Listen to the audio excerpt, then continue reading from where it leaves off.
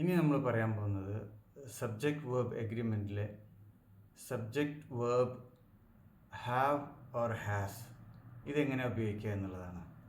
Okay, നമുക്ക് ആദ്യമായിട്ട് first person singular നോക്കാം. അതായത് ഫസ്റ്റ് പേഴ്സൺ സിംഗുലർ എന്ന് പറഞ്ഞാൽ ഐ അല്ലേ, ഐക്ക് ശേഷം ഹാവ് ആണ് ഉപയോഗിക്കുക. ഓക്കെ, ഉദാഹരണത്തിന് I have a new bag. ഇതിപ്പോൾ ഇനി പാസ്റ്റ് ടെൻസിൽ പറയുകയാണെങ്കിലോ I had a new bag. Okay, ഇനി ഫസ്റ്റ് പേഴ്സൺ പ്ലൂരൽ എന്ന് പറഞ്ഞാൽ വി അല്ലേ. അപ്പോൾ വിക്ക് കൂടെയും ഹാവ് ആണ് ഉപയോഗിക്കുക. Okay, we have A meeting ഉദാഹരണത്തിന്.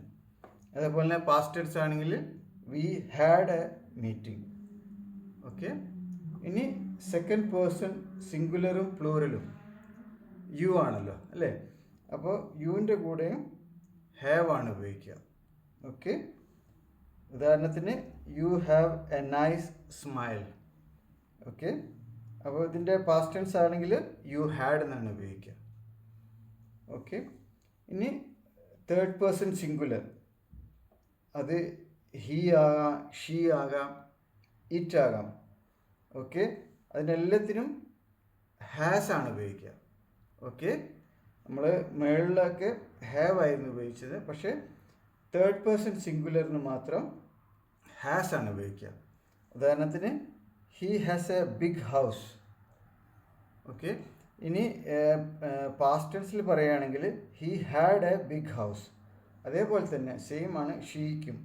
Okay, she has long hair. Okay, past tense ആണെങ്കിൽ she had.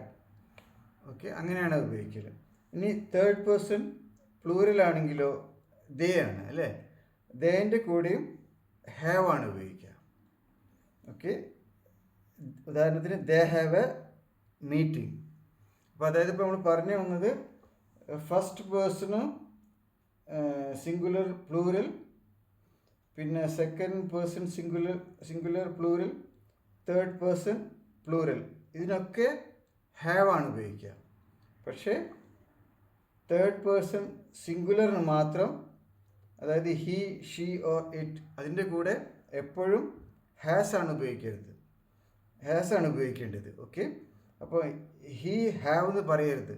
Okay, he has എന്നാണ് പറയേണ്ടത്. ഓക്കെ, ഷീ ഹാവ് എന്ന് പറയാതെ ഷീ ഹാസ് എന്നാണ് പറയേണ്ടത്. ബാക്കി ഞാൻ അടുത്ത വീഡിയോ പറയാം.